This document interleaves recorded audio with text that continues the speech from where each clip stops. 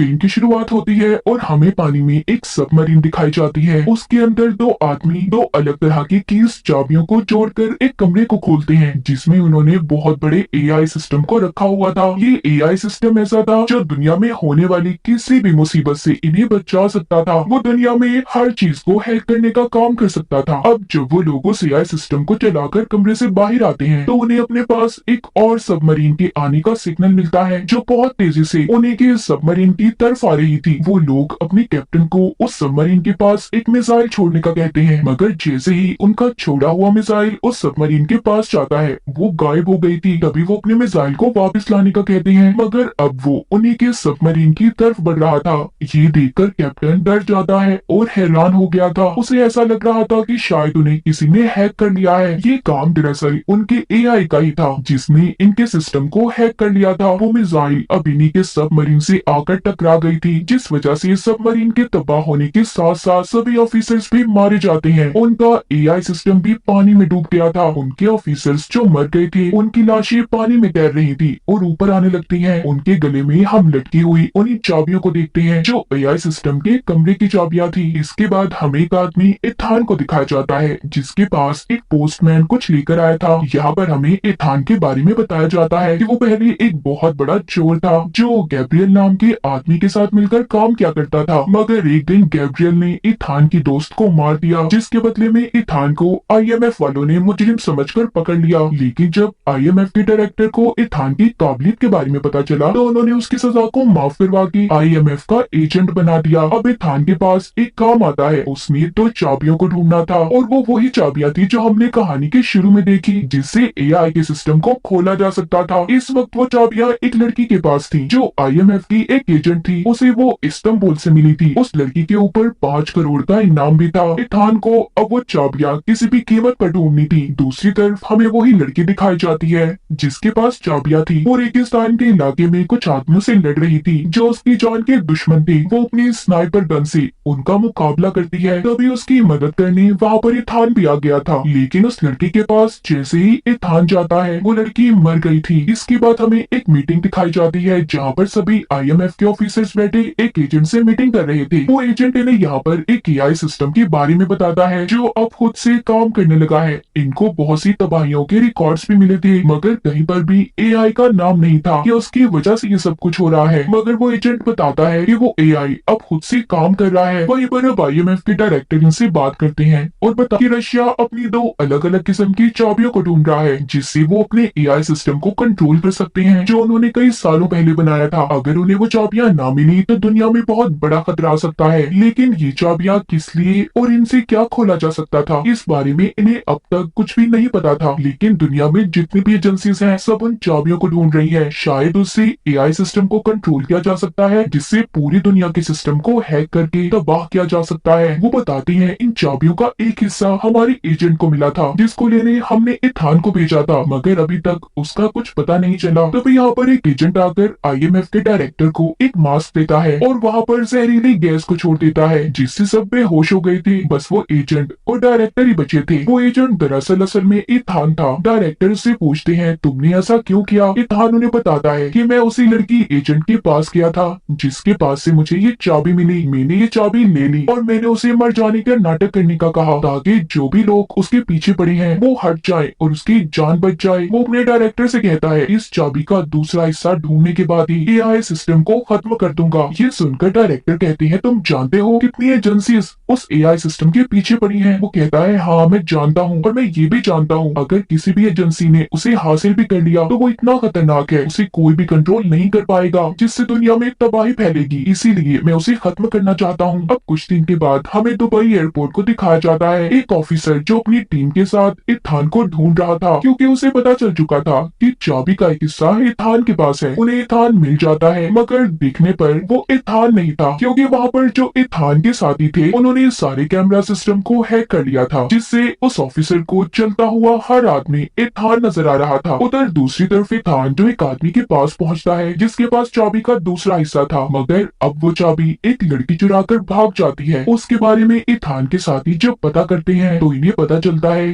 कि लड़की जिसका नाम ग्रेस था वो बहुत ही मशहूर और चालाक चोरनी थी। उस पर बहुत से इल्जाम भी लगे थे। तभी एयरपोर्ट पर इथान इथान के साथी को एक बैग पर शक होता है। जब वो उसे खोलकर देखता है तो उसमें बॉम्ब था। ये उस बॉम्ब को अब डिफ्यूज करने की कोशिश कर रहा था ताकि वो यहाँ पर किसी को भी कोई नुकसान न पहुंचा सके। उधर इथान को एयरपोर्ट पर ग्रेस भी मिल जाती है। वो ग्रेस से उस चाबी को ले लेता है और एक लाइटर देकर ये वादा करता है कि मैं जानता हूँ तुम एक बहुत बड़ी चोरनी हो। अगर तुम यहाँ से सही सलामत निकलना चाहती हो तो तुम्हें मुझे ये चाबियां देनी होंगी और मैं तुमसे वादा करता हूँ मैं सही सलामत तुम्हें यहाँ से बाहर निकाल दूंगा। उधर अंदर इथान के साथी ने बॉम्ब को फटने से रोक लिया था, लेकिन ग्रेस वहाँ पर फिर से इथान को दोबारा से चूना लगाकर चाबियों को लेकर भाग गई थी और लाइटर उसकी जेब में डाल गई थी। तभी इथान जब ग्रेस को ढूंढ रहा था तो वो अपने सामने गैब्रियल को देखता है, जिसे देखकर वो डर गया था और उसे एयरपोर्ट पर खतरे का एहसास होता है। इसीलिए सबको बाहर निकलने का कहता है कि यहाँ पर बहुत बड़ा खतरा है। उधर IMF वाले जिन्होंने इथान पर नजर रखी हुई थी वो वीडियो में इथान और ग्रेस को जब साथ देखते हैं तो समझ जाते हैं कि इन दोनों का चाबियों को लेकर कुछ तो चक्कर जरूर है। उधर एयरपोर्ट पर ग्रेस को पकड़ा जा चुका था। उसके सामने उसके पासपोर्ट और बहुत से पैसे रखे थे। अब ऑफिसर उसे अपने सबसे बड़े ऑफिसर के पास लेकर जाता है, जो असल में कोई और नहीं बल्कि इथान था। वो कहती है तुम ही ने मुझे पुलिस से पकड़वाया है ना? वो कहता है हाँ।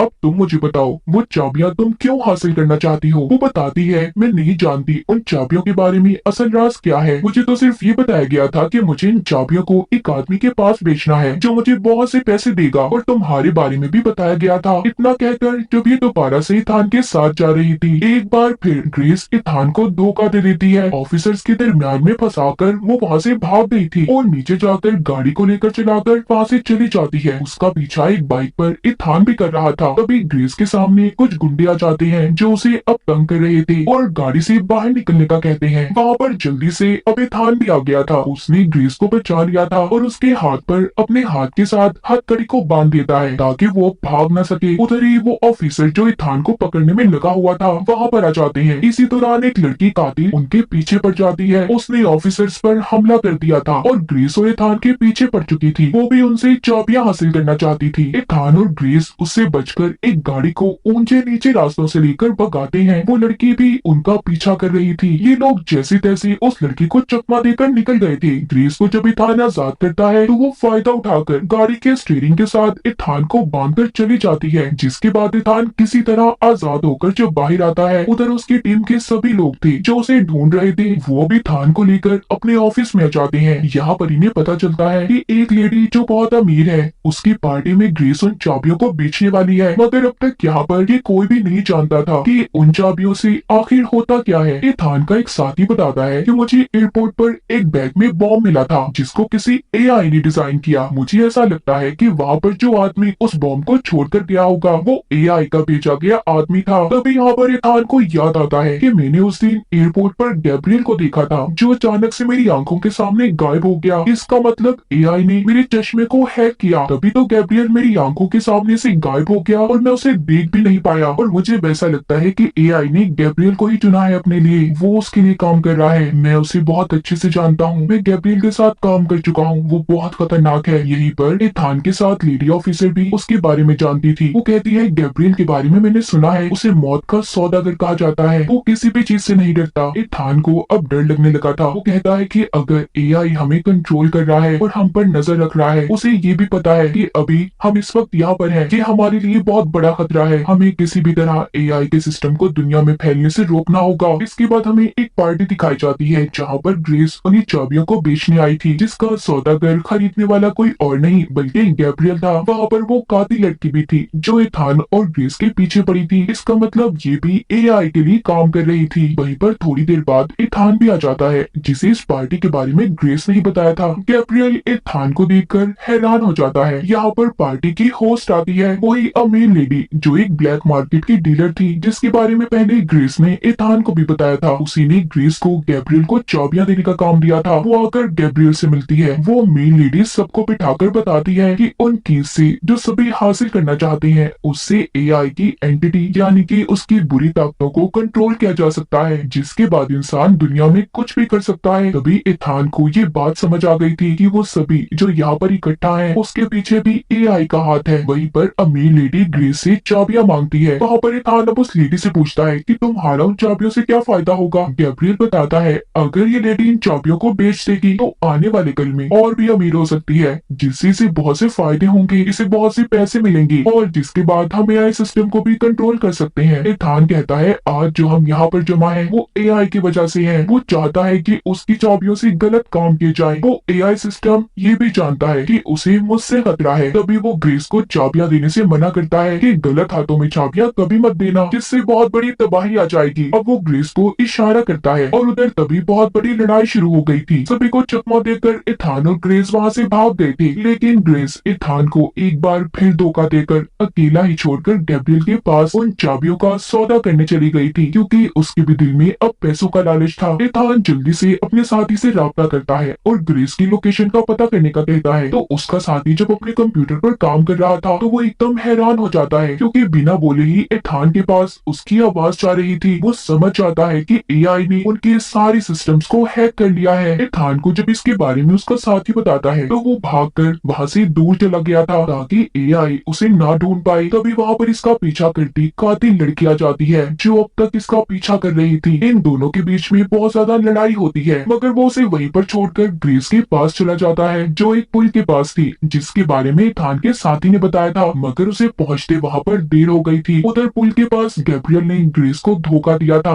वो उसे चाबियां लेकर उसे बहुत मारता है और बदले में कोई भी पैसा नहीं देता। तभी उसकी मदद करने जब वहां पर इथान की साथी ऑफिसर आती है तो गैब्रियल ने उसे भी मार दिया था। इथान जब उनके पास पहुंचता है तो उस लेडी ऑफिसर की मौत हो गई थी, जिस पर वो बहुत दुखी था कि अगर वो जल्दी पहुंच जाता काश उसकी जान बचा लेता। अगली सुबह ग्रेस इथान के साथ थी। वो बताती है कि गैब्रियल अब वो चाबियां एक आदमी के पास लेकर जाने वाला है जो उसे उसका इस्तेमाल बताएगा कि कैसे वो एआई सिस्टम में काम कर सकती है, और वो सब लोग एक ट्रेन में उन चाबियों की डील करने वाले हैं। ग्रेस भी इथान के साथ उसकी टीम की मदद करने के लिए तैयार थी। इथान का साथी ग्रेस को अब उस अमीर लेडी का मास्क पहनकर जाने का कहता है जो गैब्रियल से मिली हुई थी, ताकि ग्रेस को वहाँ पर कोई भी ना पहचान सके। अब उसका साथी वहाँ पर इथान को बताता है एआई जानता है कि तुम उसे खत्म करना चाहते हो और उसने जानबूझकर तुम्हारे सामने गैब्रियल को लाकर खड़ा किया है। अगर तुम चाहते हो कि एआई के बारे में कभी भी किसी को कुछ पता ना चले, कोई उसका गलत इस्तेमाल ना करे, तो तुम्हें गैब्रियल को खत्म करना होगा, तभी ऐसा मुमकिन हो पाएगा कि एआई का किसी को भी पता न चले। अगर तुमने पहले एआई को खत्म कर दिया तो सबको उसके बारे में पता चल जाएगा, क्योंकि गैब्रियल कभी भी चुप नहीं बैठेगा और एआई फिर से जिंदा भी हो सकता है, इसलिए पहले गैब्रियल को मारो। वो कहता है मैं वादा करता हूँ मैं ऐसा ही करूंगा, लेकिन जब तक मैं ये ना जान लूं उन चाबियों से एआई को कैसे कंट्रोल कर सकते हैं, उनका क्या काम है, मैं तब तक गैब्रियल को नहीं मार सकता। अब ग्रेस इथान की बात मानकर उस अमीर लेडी का मास्क पहनकर जाने के लिए तैयार थी और साथ ही वो ग्रेस से ये वादा करता है कि वो जल्दी उसे वहाँ से बचा लेगा। अगले दिन ट्रेन में गैब्रियल और उसकी सारी टीम थी। गैब्रियल ट्रेन चलाने वाले आदमी को मार देता है और स्पीड को तेज कर देता है ताकि कोई भी उन्हें पकड़ ना पाए। उधर जब अमीर लेडी ट्रेन के कमरे में जाती है तो वो सामने अपनी हम शक्ल को देखती है जो कोई और नहीं बल्कि ग्रेस थी। ग्रेस ने उस अमीर लेडी को बेहोश कर दिया था और उससे वो चाबियां ले लेती है, जिसके बाद अब वो उस आदमी के पास जाती है जो उन चाबियों के बारे में जानता था। यहाँ पर उन चाबियों को खरीदने वाला आदमी कोई और नहीं बल्कि आईएमएफ का डायरेक्टर था। ग्रेस उससे पूछती है कि इन चाबियों से क्या हो सकता है। वो कहता है इस बारे में तो मैं भी नहीं जानता कि इन चाबियों से क्या हो सकता है और क्या नहीं, मगर किसी भी हाल में मुझे ये चाबियां चाहिए ताकि हम एआई के बारे में पता कर सके। इधर ही ट्रेन में दूसरी तरफ गैब्रियल एक एजेंट से मिलता है जो सिस्टम एआई के बारे में जानता था। गैब्रियल उससे पूछता है कि तुम उस सिस्टम के बारे में क्या जानते हो। एजेंट बताता है कि कुछ सालों पहले रशिया ने एक सिस्टम बनाया था जिसे एआई का नाम दिया गया और ये सिस्टम उन्होंने अपने एक सबमरीन में शुरू किया। और ये एजेंट उसी बारे में बता रहा था जो हमने कहानी के शुरू में देखा था। उन्होंने अपने एआई सिस्टम को ऐसे डिजाइन किया कि वो बहुत ही शानदार था।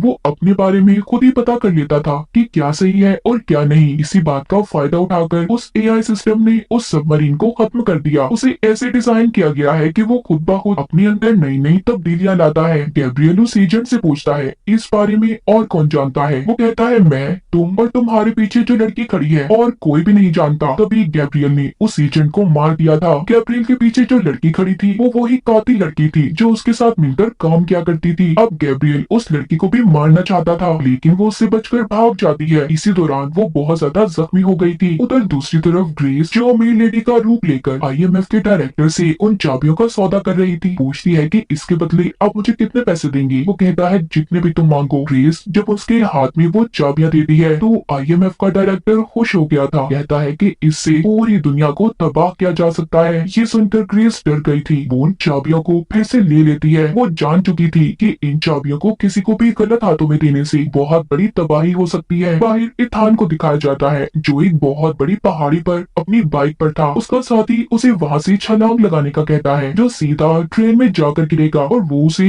पैराशूट पहनने का कहता है। इथान को यहाँ से छलांग लगाने से डर तो लग रहा था, मगर जब उसे अपनी एक पुरानी दोस्त और लेडी ऑफिसर की याद आती है जिसको गैब्रियल ने मार दिया था, मगर अब वो ग्रेस को ऐसे मरने नहीं देना चाहता था, इसीलिए उसे बचाने की खातिर वो कूद जाता है। ट्रेन के अंदर भी जो असल मेन लेडी थी उसको होश आ गया था। इसी वजह से ग्रेस की असलियत भी सबको पता चल जाती है। वो जब वहां से भाग रही थी तो उस लेडी का एक आदमी उसे पकड़ लेता है और उससे उसने एक चाबी को छीन लिया था। जब वो उसे मारने वाला था सही वक्त पर वहां पर ये थान आ जाता है, लेकिन वहां से वो चाबी अब गैब्रियल को मिल गई थी जो उसे लेकर अब ट्रेन की छत पर आ गया था। इथान भी उसके पीछे आता है। उन दोनों की ट्रेन की छत पर बहुत ज्यादा लड़ाई हो रही थी। वो एक दूसरे को बहुत बुरी तरह से मार रहे थे। तभी यहाँ पर वही ऑफिसर आ जाता है जो अब तक इथान को पकड़ने के पीछे पड़ा हुआ था। इसी बात का फायदा उठाकर गैब्रियल ने एक ट्रक में छलांग लगा ली थी। यहाँ पर उस ऑफिसर और इथान को ये बात पता चल गई थी कि वो ट्रेन को नहीं रोक सकते। इथान अब नीचे ट्रेन के अंदर जाता है जहाँ पर ग्रेस उससे माफी मांगती है और बहुत दुखी थी कि वो उसकी चाबियों को नहीं बचा सकी। यहाँ पर इथान उसको वो चाबी दिखाता है और बताता है कि लड़ाई के दौरान मैंने गैब्रियल से इस चाबी को चुरा लिया था। वो अब कुछ भी गलत नहीं कर सकता। ग्रेस बताती है कि ट्रेन को रोका नहीं जा सकता, ट्रेन के सारे इंजन को खराब कर दिया गया है। उधर हम गैब्रियल को देखते हैं जो अपनी जेब में चाबी के बजाय लाइटर को देखता है जो इथान ने लड़ाई के दौरान उसकी जेब में डाल दिया था। उधर अब ट्रेन में वो दोनों एक दूसरे को बचाने की कोशिश कर रहे थे। इथान ट्रेन के इंजन को सभी डब्बों से अलग कर देता है, जिसके बाद ट्रेन का इंजन तो पानी में गिर गया था और डब्बे जो पुल पर जाकर लगते हैं जिससे पुल तबाह हो गया था। ग्रेस और इथान उन डब्बों पर चलकर अपनी जान बचा रहे थे। तभी इसी दौरान इथान उस कातिल लड़की को देखता है जो अब मरने वाली थी।